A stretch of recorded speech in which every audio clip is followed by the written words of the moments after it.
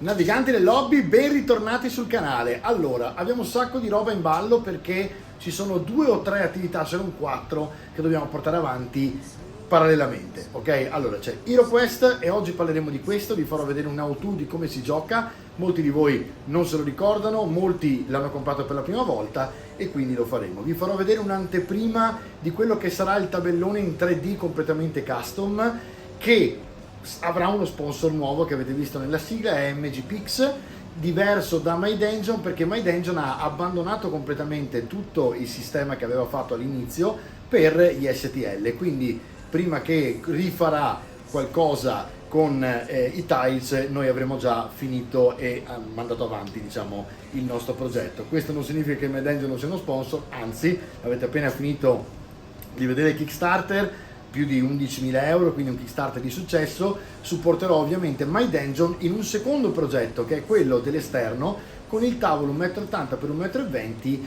di Hobbyville, quindi faremo praticamente un terreno di Hobbit come se fosse la contea, ok? In un tavolo 3D completamente ispirato alla contea. Sarà bellissimo, darà un sacco di puntate di tutorial, vedete l'erba statica, il terreno originale, non tappeti, no, completamente 3D, e quindi sarà stupendo. Tornando a HeroQuest, oggi andiamo a vedere quindi un'anteprima dei tiles in 3D stampati in STL con la 8K.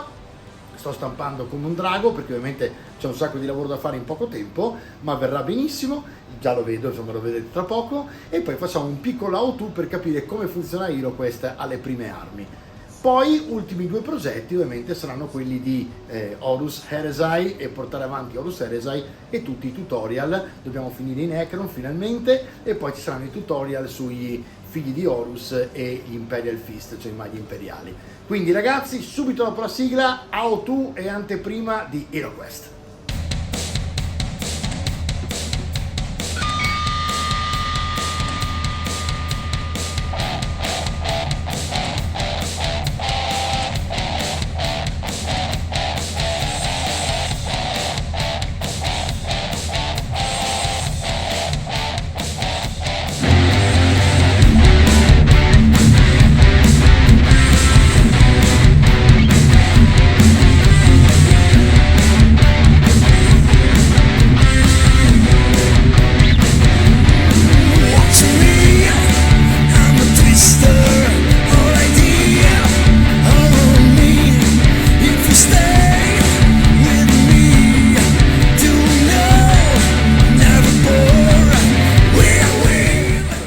Cosa da farvi vedere sono i tiles che sto stampando, che sono questi che vedete. Sto facendo i tiles da 4 e adesso faccio una zoomatina e vi faccio vedere da vicino di cosa stiamo parlando. Allora, questo sistema è un sistema eccezionale che ho scoperto da pochissimo grazie appunto a questo fantastico Kickstarter italiano che sta ancora andando avanti in questo momento, di MGPix. Ci siamo sentiti e abbiamo deciso di collaborare perché effettivamente è cascato a pennello. Come vedete sul fondo di ogni tiles voi avete 4 fori che vi permettono praticamente di mettere all'interno dei magneti che si comprano tranquillamente su Amazon piuttosto che su Greenstuff a dei prezzi molto bassi. Mettendo i 4 magneti sotto si può stampare un supporto sollevato, praticamente una cosa di questo genere, mezzo centimetro, anche un po' meno, dove ci sono altri 4 fori dove metterete ovviamente il polo opposto a quello che avete messo sul tiles. In questo modo il tiles si attaccherà ovviamente alla base. Come vedete sto lavorando per riempire il tabellone di HeroQuest. Questo significa che tra poco vi riempirò di tutorial su come dipingere stanza per stanza a mano, sarà molto divertente. E poi praticamente finito di fare tutta la base dei tiles del tabellone avremo tutta la costruzione del tavolo che finalmente prenderà vita, per cui faremo tutti quanti i muretti, tutte le murette, diciamo tutte le mura, e non sarà un lavoro facile e tra le altre sarà un sacco di resina da utilizzare. Sto ancora tentando di ragionare su fare solo il perimetro e lasciare il tabellone piatto come l'originale, oppure fare i mattoni dappertutto e i muri dappertutto. Perché? Perché ovviamente lo spessore è più largo di questo, almeno del doppio, il che significa che il tavolo prenderà un po' di distanza maggiore, ma questo non è un problema perché noi abbiamo un tavolo, come guardate qui, vi faccio uno zoom indietro, che in realtà ho calcolato, vedete, ha più margine, quindi in realtà potrei ingrandirlo un pochino. Il setup ce l'abbiamo sulla destra, dove vedete lì con il nostro amico Beholder, che è l'altro sponsor, e quindi direi che non ci resta che andare avanti in questo modo. Allora, adesso io rimuovo i tiles e ci vediamo fra un attimo per un how-to e capire esattamente come funziona HeroQuest. A tra poco. Dunque, con questa inquadratura dovrei riuscire a spiegarvi bene il gioco. Allora, prima cosa da sapere è il tabellone, che è il tabellone di Zargon, che sarebbe quello del cosiddetto master, in questo caso, che guida il gioco. Qui avete praticamente tutte le sequenze, quindi sapete come funziona il movimento, le azioni che potete fare e i mostri con movimento e azioni. In mezzo avete i mostri con le loro caratteristiche, molto utile se non avete le carte proprio sotto mano e magari le carte le lasciate ai giocatori così le possono vedere anche loro. In questo caso vi dicono per esempio che un Goblin è molto veloce perché muove di 10 caselle, non tirano i dadi, quindi i mostri per muoversi, hanno un movimento base. I dadi d'attacco sono 2, poi vedremo come si usano. I dadi di difesa, anche questi li vedremo dopo, è uno solo. Punti corpo 1, quindi persa una ferita muoiono. Punti mente 1, e quindi lì bisogna capire a livello di capacità magica se possono o no, per esempio, dispellare, cioè evitare un incantesimo. Il riassunto del combattimento e lo vediamo subito dopo durante il combattimento. Oggi vediamo l'auto praticamente del movimento e delle azioni e in un'altra puntata vi spiego il combattimento. A tra poco.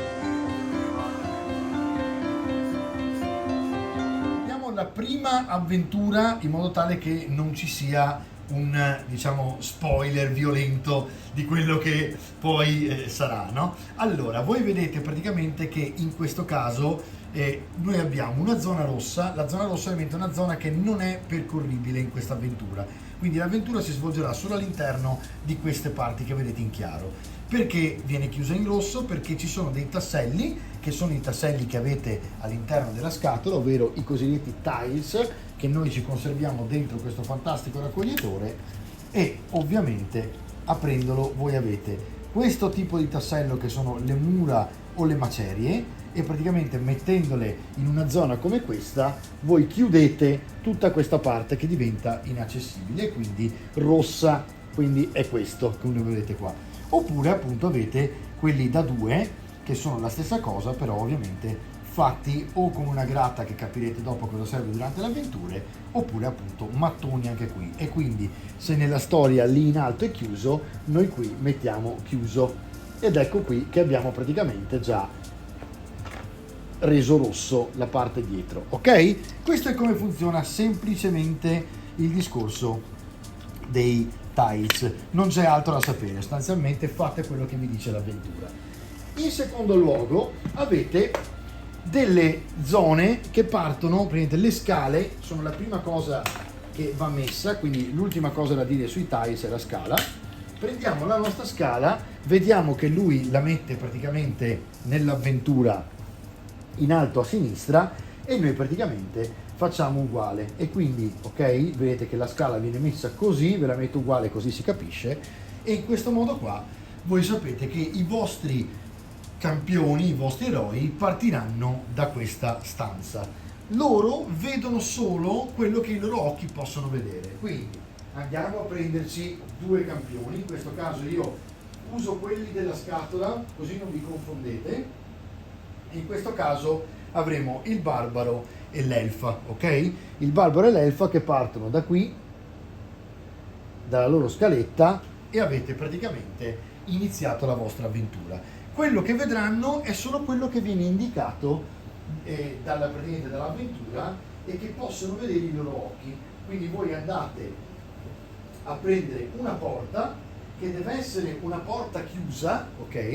E la mettete dove praticamente vi dice l'avventura, in questo caso in terza casella da sinistra, e avete una porta chiusa e nient'altro. Ora, come funziona? Gli eroi, come vi facevo vedere qua, hanno il movimento. Il movimento è svolto, diciamo, in questo modo. Ogni giocatore può controllare uno o più pedine eroi, quindi potete giocare da soli anche contro un'app, che è l'app quella gratuita che vi fa Zargon, quindi potreste giocare anche in solo ormai a HeroQuest.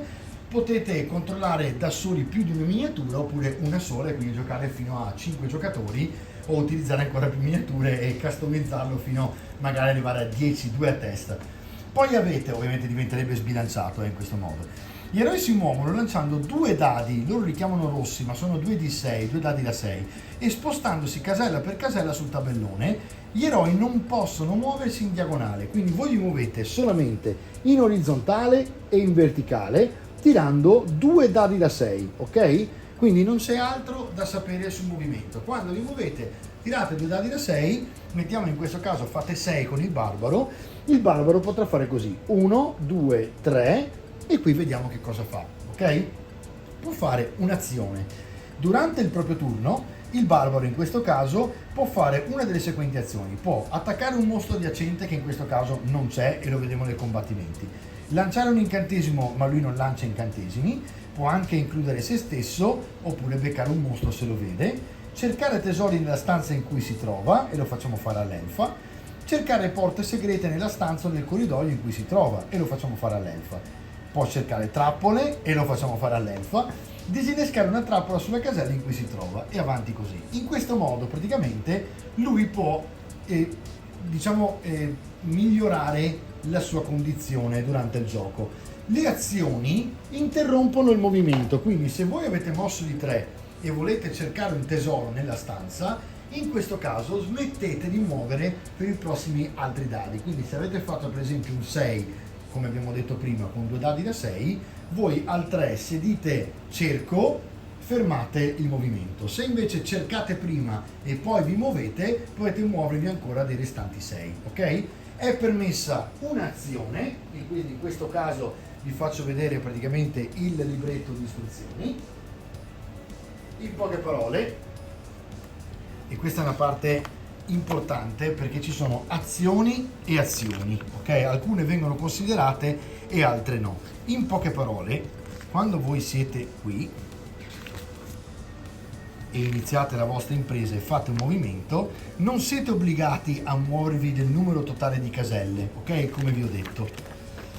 Mi raccomando, le parti importanti sono queste: non potete passare attraverso una casella occupata da mostri, potete muovervi attraverso muri o diagonalmente, ok? Quindi non potete farlo, vi potete muovere attraverso i muri, muovere diagonalmente o passare attraverso una casella occupata da mostri. Nell'app c'è un'opzione che permette anche di rendere intangibili i mobili, ma vi ricordo che anche se sono intangibili, l'app metterà addirittura i mostri sopra il mobile perché diventano intangibili, ma non si può fare nelle regole base del gioco, quindi sappiate che non si può andare sopra un mobile che occupa lo spazio all'interno della stanza. Potete passare attraverso una casella occupata da altri eroi, quindi potete tranquillamente passare, per esempio, se siete qui, attraverso il eroe che vi sta davanti. Potete entrare nelle stanze esclusivamente attraverso le porte e quindi potete anche uscire nella medesima maniera. Non potete occupare la stessa casella di un altro eroe o di un mostro, chiaramente, tranne quando siete sulle scale o in trappola su una fossa. Quindi se cadete in una fossa ci cadete anche tutti e 4. Se siete sulle scale all'inizio potete starci in 4, altrimenti è impossibile stare sulla casella identica praticamente a quella dell'avversario. Come funziona? Allora, ci sono delle reazioni. Nei panni praticamente di Zargon, che invece è praticamente chi sta guidando il gioco, potete prestare particolarmente attenzione ai movimenti di un eroe. Potete fare riferimento alla mappa dell'impresa, contenuta nel libro, che è quella che vedete qui, e quando un eroe sbircia in un corridoio posizionate sul tabellone tutte le porte, i tasselli e caselle bloccate e i mostri che si trovano direttamente nel campo visivo dell'eroe. Quindi se lui adesso, arrivando qui, lui o lei era il barbaro, continuiamo così, apre la porta, ok, che qui è chiusa, noi mettiamo una porta aperta e quindi qui ci sarà la porta aperta, lui apre la porta e esce finendo il suo movimento. Qui a questo punto voi andate a vedere sulla mappa e gli fate vedere tutto quello che potrà vedere con i suoi occhi. Qui ci sarà un tile che chiude e non vedrà altro per il momento, quindi vedrà una porta e avanti così. Man mano che voi muovete gli eroi, dove gli eroi vedono, hanno diritto di capire come si sta costruendo la mappa, ok? Per perlustrare e aprire le porte, questo è l'ultimo passaggio importante per il movimento, nei panni dell'eroe, se vi muovete potete sbirciare in un corridoio attraverso una porta aperta, potete perlustrare e vi dà la possibilità di scoprire cosa si trova direttamente nel vostro campo visivo, come vi dicevo poco fa, con porte chiuse, spazi, caselle bloccate, mostri, eccetera. Perlustrare, attenzione, non è una delle 6 azioni, quindi quelle che vi ho detto prima non hanno a che fare, diciamo, con la perlustrazione. Durante il vostro turno vi potete muovere su una casella adiacente a una porta chiusa e chiedere a Zargon di aprirla. Zargon, che è quello che dirige il gioco, la aprirà, la porta verrà rimossa da quella chiusa a quella aperta. Anche aprire una porta non è una delle 6 azioni, quindi quando vi ho detto prima potete cercare un tesoro, cercare una trappola, esplorare l'interno della stanza, eccetera, quella è un'azione che interrompe il movimento o che va fatta prima di muoversi, ok? Una volta che fate un'azione si interrompe il movimento, ok? Se invece aspettate a muovervi e l'azione non la fate a metà, ma prima fate l'azione, potete muovervi di tutti i 2 dadi da 6 che avete tirato. Qui invece state perlustrando o aprendo una porta e non ha niente a che fare con le azioni, quindi potete farlo anche 3 volte in un solo movimento se avete 3 porte, ok? Detto questo, sia perlustrare che aprire le porte sono semplicemente considerate iniziative aggiuntive che potete compiere nel vostro turno, ok? A questo punto non c'è altro da sapere se non la parte di attacco, eccetera eccetera. Quindi questo è il setup iniziale di HeroQuest e come si fa a muovere e svolgere il movimento, come funziona il movimento. Adesso nel recap facciamo un riassunto rapidissimo e poi ci vediamo in una prossima puntata dove vi faccio vedere come fare il combattimento. A tra poco.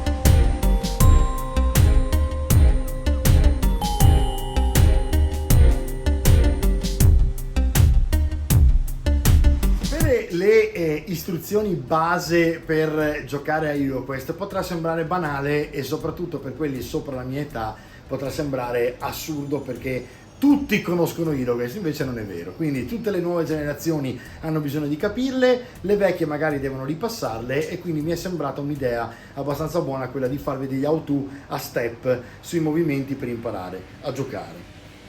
Qual è la cosa veramente bella di HeroQuest? È che non è un gioco diventato famoso perché è il primo, è un gioco diventato famoso perché è semplicissimo e ha una dinamica rapidissima, smart, veramente smart, che però vi dà immediatamente uno sviluppo fighissimo. Quindi la cosa molto bella di HeroQuest è che è un gioco modulare, anche se è fatto su un tabellone apparentemente fisso, perché in realtà appunto mettendo dei tasselli bloccate una parte, potremmo addirittura nel custom fare solamente il 3D all'interno, sarebbe un'altra idea, ma ho intenzione di fare un tabellone fisso pari a quello di HeroQuest perché alla fine è HeroQuest.